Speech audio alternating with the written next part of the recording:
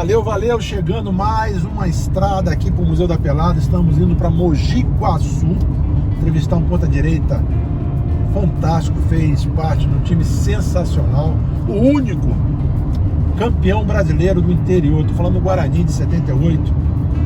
A resenha hoje vai ser com o Capitão. Lembra desse ataque? Capitão Careca e Bozó, fantástico, lá na cidade de Mogi Guaçu, mais uma cidade do interior de São Paulo. Se você tiver um cara aqui na sua cidade, ô Daniel, põe meu contato aí. Nós estaremos na sua cidade conversando com o seu craque. Valeu, vamos lá? Bater um papo com o Capitão. Vamos embora!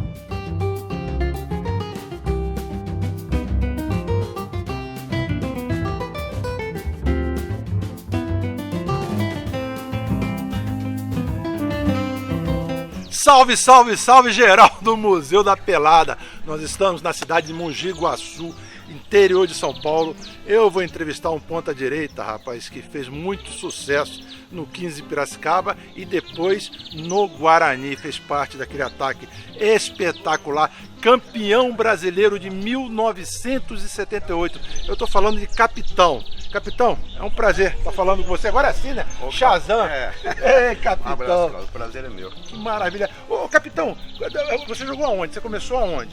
Ó, eu sou oriundo de Presidente Prudente, né? Eu sou nascido em Regente Feijó, uma cidade ao lado de Presidente Prudente. Comecei no Corinthians de Presidente Prudente. Foi quando eu vim para Piracicaba para o 15, final de 74, início de 75, vim para o 15. Você veio com um monte de gente boa também, que ninguém conhecia, de repente formou um time espetacular, todo mundo foi vendido, né? Todo mundo fez sucesso. Você lembra pra gente? Chegamos até a ser vice-campeão paulista em 76. Eu não sei de quem teve a ideia, acredito que deva ter sido do Romeu Ítalo Rico, porque ele foi buscar no interior os melhores jogadores que jogavam, vamos dizer assim, numa segunda divisão, né? Que era a casa do Corinthians de Presidente Prudente, Catanduvense. O Corinthians de Presidente Prudente era você? Veio eu, Almeidinho, lateral esquerdo, apesar que ele passou antes pelo Catanduvense para vir para o 15. Veio o China, na sequência outro zagueiro que veio, depois foi para o Vasco. O Ivan veio do Araçatuba, Eloy veio de Rio Claro, Perrella veio do Catanduvense. Então se formou um time de, vamos dizer assim, pessoas mais jovens, de garotos, e se fez uma espinha dorsal de jogadores experientes, que era o caso de Getúlio, Fernando, Eloy e Benê, centroavante. Os restantes eram garotos, eram praticamente garotos de 20 a 22 anos. Que maravilha. E estava subindo Paulinho, Nardella. Justamente, na época, já na sequência, subiu Paulinho, Nardella. Paulinho ficou pouco tempo, né? Que acabou indo para o Vasco. O Nardella que permaneceu um pouquinho mais, foi para a Portuguesa, mas retornou antes de sair de Piracicaba. Depois daquele sucesso seu no 15, veio o Guarani. Do 15 eu ainda não passei ainda. Do 15 fui para o Santos. Foi para o Santos, verdade. Foi eu, Almeida, lateral esquerdo. Nós fomos emprestados para o Santos. Eu, Almeida, no retorno, disputei acho que um turno só do Paulista, fui para o Vasco. Aí foi eu e o Paulinho, Massarió, para o Vasco. Nós fomos juntos. E o Paulinho acabou ficando. Eu tive um problema de saúde, de hepatite. Fiquei assim uns 3 meses sem poder jogar. Aí o Vasco queria prorrogar meu contrato. Aí tive alguns probleminhas lá dentro, assim, de não me ajeitar muito bem, preferi não voltar. E nessa minha volta a Piracicaba, depois de 15 dias eu fui vendido para o Guarani. Então fui para o Guarani em vez de ficar no Vasco, né? Eu posso dizer que você foi um jogador de muita sorte, né? Você pegou o 15 com um timaço. Aí você foi para o Vasco, não se adaptou, voltou e pega o Guarani. O Vasco era um timaço também na época. Você pegava Mazzaropi, o Orlando Lelé, Abel, Geraldo, Marco Antônio, Zé Mário, Zanata, Dirceuzinho, Roberto Dinamite. Dirceuzinho, ponta esquerda? Era um timaço o Vasco na época, né? Tive alguns probleminhas para jogar, porque eu tinha que fazer certas coisas que se eu estou errado ou certo, pela minha cabeça não me passava, que eu tinha que ir para dentro para um passar, eu tinha que ir para fora para passar por dentro, tinha que bater o escanteio para o outro cruzar. Falei, eu não consigo jogar, eu tenho que fazer tudo para os outros, eu não consigo fazer mais nada.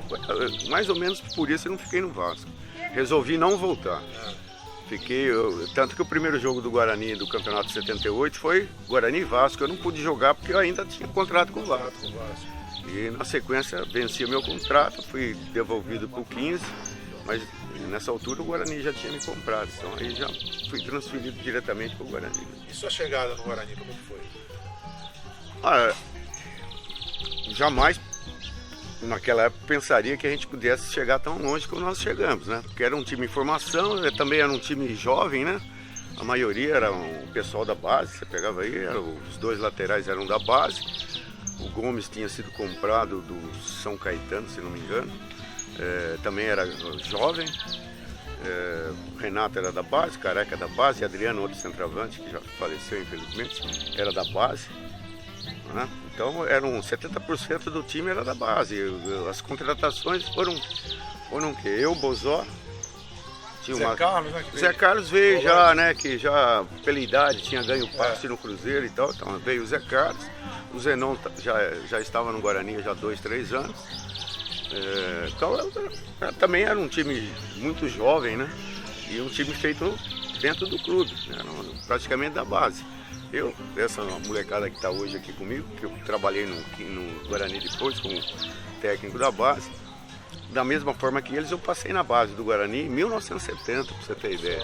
Só que eu também não fiquei. O seu Zé Eduardo foi me buscar lá em Presidente Prudente. Eu tinha 16 anos, fiquei umas 3 semanas e fugi. Subi. As coisas de garoto, né? Fugi, depois voltei no Guarani depois de 8 anos. Pois é.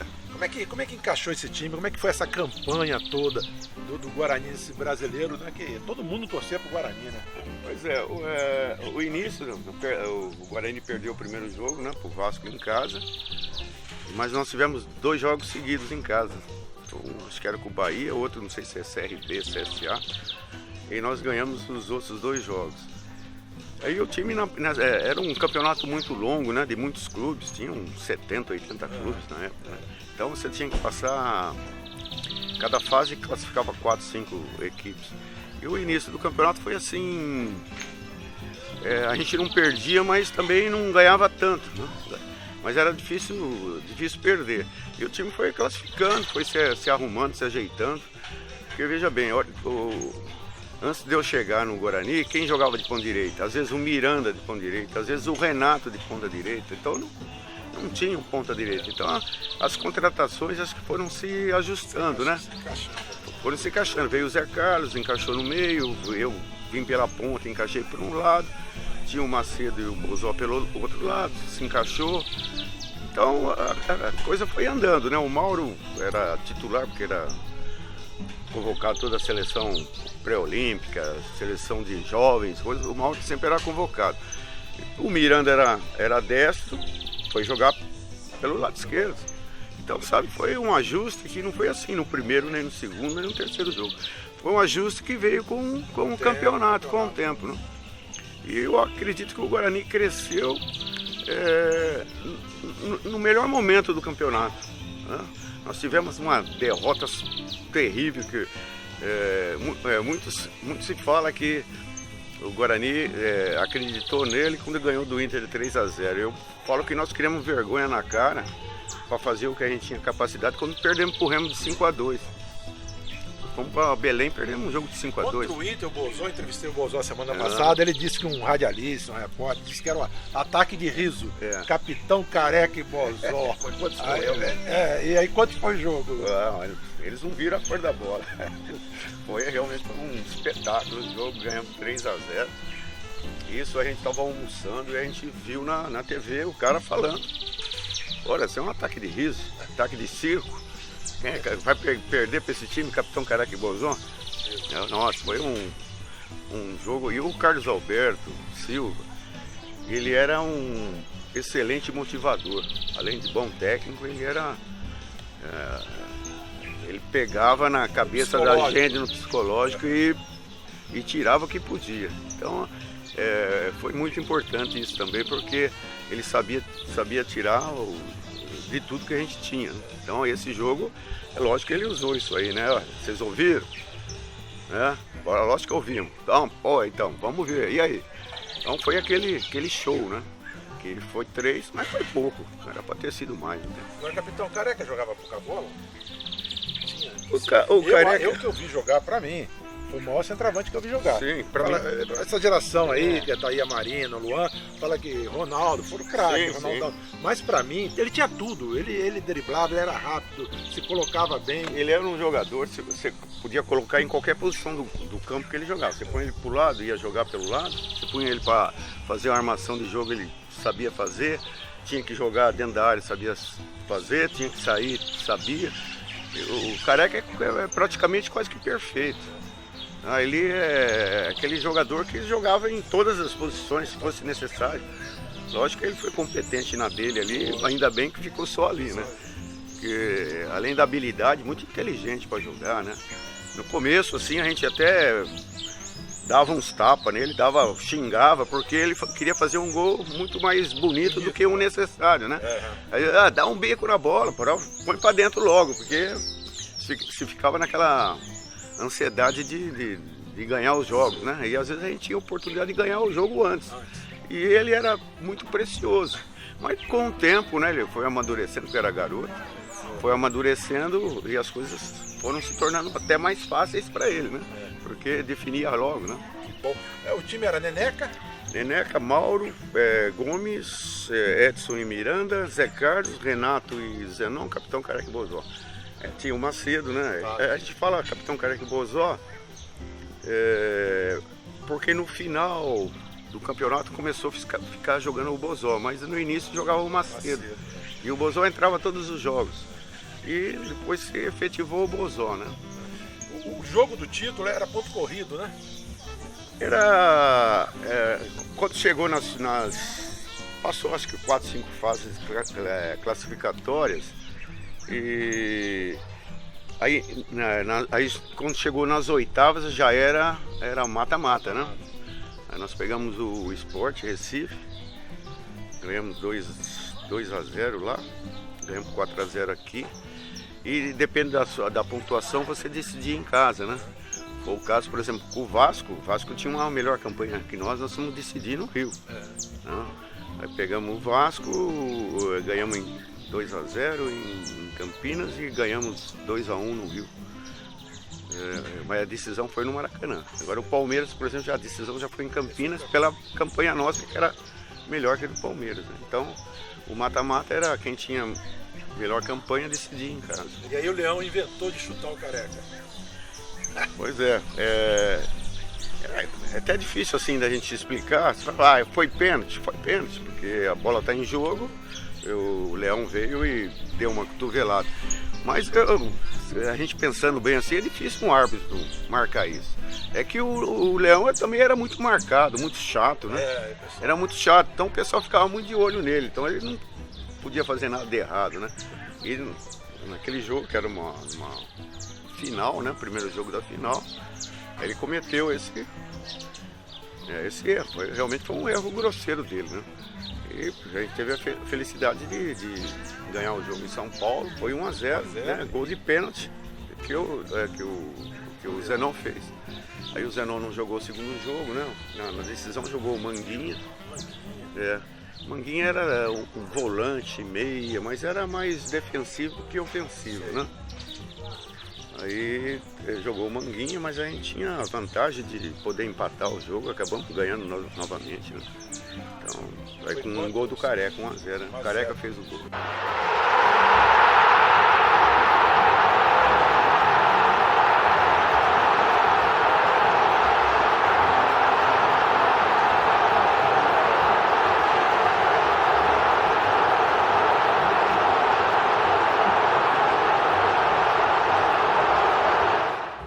Capitão, e daí? Como é que seguiu sua carreira depois do Guarani?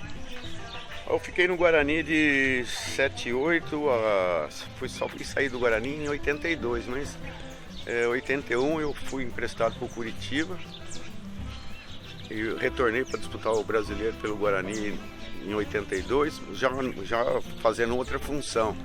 Eu já jogava pelo lado esquerdo, não jogava pelo lado direito. 81, quando nós fomos campeões de Taça de Prata, eu já jogava de ponta esquerda, né? Jogava o Lúcio, Jorge Mendonça, Careca, e eu jogava pelo lado esquerdo. 82, mesma coisa, jogava pelo lado esquerdo. Aí depois de 82 fui vendido para o Atlético Paranaense, que se formou aquele timão que tinha o Atlético, um capitão Washington de Assis. Washington de Assis foi o maior sucesso. Depois foram pro Fluminense. Eu fui pro Casal Palmeiras, 20, né? eu fui pro Palmeiras, eles foram pro Fluminense. Palmeiras você ficou quanto tempo? Fiquei um campeonato brasileiro. No outro ano, como era classificatório, o Atlético não classificou o Pinheiros, hoje é Paraná Clube, né? Eu fui pro Pinheiros na época, disputar o Campeonato Brasileiro junto com o Soter, com o Renato Sá, Nenê, um zagueiro que jogou aqui no Noroeste, Marília, e mais um rapazinho, um meia que veio do Vasco, o Atlético. Estou vendo ele na minha frente aqui, não estou lembrando do nome, Hernani. Hernani era um habilidoso, meio habilidoso, que era do Vasco do Rio, estava no Atlético. Somos em 5 pro Pinheiros, então o time do Pinheiros era quase que o Atlético Paranaense, né? Aí, depois disso, voltei pro Atlético e já comecei a voltar um pouquinho para as origens. Vim pro Marília e joguei um ano no Marília, joguei mais uma temporada de São José dos Campos, mas eu tinha moradia fixa em Campinas, né? Eu vim me aproximando, na hora que eu cheguei em Campinas, eu cheguei em São José, já morava em Campinas novamente, né? Porque ficava próximo. Aí o Guarani sempre me proporcionou uma segurança muito grande. Sou grato ao Guarani. Porque eles diziam, o dia que você parar, no outro dia você está trabalhando aqui. E realmente aconteceu isso, sabe? Eu resolvi parar, tinha 31 para 32 anos, parei novo. Desci, morava 6, 7 quadras do Guarani, desci, era o Leonel, o presidente. Subi, ó, presidente, parei. Tudo bem, amanhã você vem aqui, você vai começar a trabalhar. Comecei a trabalhar no outro dia. Então, aí trabalhei com essa garotada que você viu hoje aqui, você conheceu aqui. Essa garotada foi campeão paulista em 87. Nós somos campeão em cima da Macaca, em cima da Ponte ainda. A decisão paulista, do Campeonato Paulista foi Guarani e Ponte. E o pessoal nascido em 70, 71. A gente era juvenil na época, né? A gente fala garotos, mas hoje tudo 50 anos. 50, 51, o tempo passa. E a gente foi campeão paulista. Então a gente tem esse... Comentei com você que a gente tem... Faz tempo que a gente faz esse encontro todo ano. E a gente procura trazer as esposas, os filhos, né? Você vê aqui, que você tá chegando aqui agora, o pessoal a maioria já foi embora. Mas estamos aqui ainda uns 6, 7 casais aí, que a gente fica até o finalzinho da tarde. Que legal. Quantos anos profissional? Futebol, joguei 16 para 17 anos, né? Porque eu comecei muito cedo, né, em Prudente. Eu fui para o Corinthians de Prudente com 16 anos. 17 anos eu já era profissionalizado e já jogava na equipe principal, né? Então eu fui muito precoce, né? Então eu joguei 16 anos praticamente, porque você pega 16 para 31 para 32, 16 anos. E aonde arrumou esse apelido, capitão? Capitão é o seguinte, nos tempos antigos lá, né? A gente vê de vez em quando algumas novelas aí de época, né? Tinha lá o coronel, tem o capitão. E na minha cidade, Regente Feijó, tinha um senhor chamado Capitão Euclides. Chamava Euclides, mas ele tinha a patente de capitão, mas não era capitão, era em sentido de posse. A pessoa tinha mais posse, coronel, não tinha nada a ver. E esse senhor, ele ia eu morava, meu avô era dono do cartório, morava numa casa aqui, né? Tinha outra casa ao lado, que eu morava, nasci ali no fundo, e na frente era um salão de alfaiatarias, eram os alfaiates. E esse capitão Euclides, ele chegava cedo, porque ele era ponto político, ia discutir política, discutir futebol, era nessa alfaiataria ali. E esse senhor chegava lá e ele pegava uns panos e colocava na perna, porque ele era idoso. Eu não me recordo disso, porque eu não me recordo nem do capitão Euclides. Eu conto a história que me contaram, porque eu também não lembro dele. Ele colocava os panos na perna. Eu saía da minha casa lá do fundo gatinhando, e antes do velho chegar, os alfaiates me amarravam minhas pernas tudo com os panos para mexer com o capitão Euclides. Aí, ó, o capitãozinho aí, e pegou o apelido de capitão por causa do capitão Euclides. Porque eu fui começar a jogar futebol. Ah, como que você chama? Rodolfo. Não, mas com esse nome você não vai jogar. Não, com esse nome. Não, Rodolfo, não. Pô, mas ninguém te chama, não tem um apelido. Eu falei, não, me chamam de capitão. Não, então o capitão. Aí então ficou o capitão. Que maravilha. Você parou que time? Eu parei no São José, 1986. São José dos Campos, será? Você jogou com o Ademir Gonçalves lá ou não? Não, joguei com o outro de Piracicaba, o meia, Ademirzinho. Ademir Gonçalves já tinha saído de lá. Só de Piracicaba lá, acho que só o Ademir mesmo, que era meia, virou volante, jogava de volante. Tá certo, olha aí, ó. Galera, Museu da Pelada, capitão, ponta direita, campeão brasileiro de 1978, com aquela dupla que falaram que era, como é que era? Ataque de riso. Ataque de riso. Ataque de riso, de circo. De circo, só isso. Capitão, Careca e Bozó. Eu queria esse ataque de circo no meu time. Capitão, foi um prazer conhecer você pessoalmente. Vi você jogar na minha juventude, ali acompanhei você. Fantástico, um ponto inteligente pra caramba. No nosso 15, eu queria te agradecer. Né? Aqui o Museu da Pelada, a ideia é resgatar histórias de jogadores como você. Muito obrigado por atender a gente aqui em Mogi Guaçu, né? Na hora do seu descanso aqui nessa chácara bonita. Foi um prazer estar conhecendo você e contar a sua história aqui no Museu da Pelada. Eu agradeço, é uma satisfação muito grande. Né? A gente tá fora do futebol um tempinho, às vezes a gente fica meio... Só temos aquelas lembranças, é muito bom voltar a relembrar e conversar, passar alguma coisa que talvez o torcedor ou muita gente não conheça. Né? Então é interessante, fico grato para vocês, ao pessoal do Museu da Pelada aí. Muito agradecido, muito contente, feliz por tudo isso.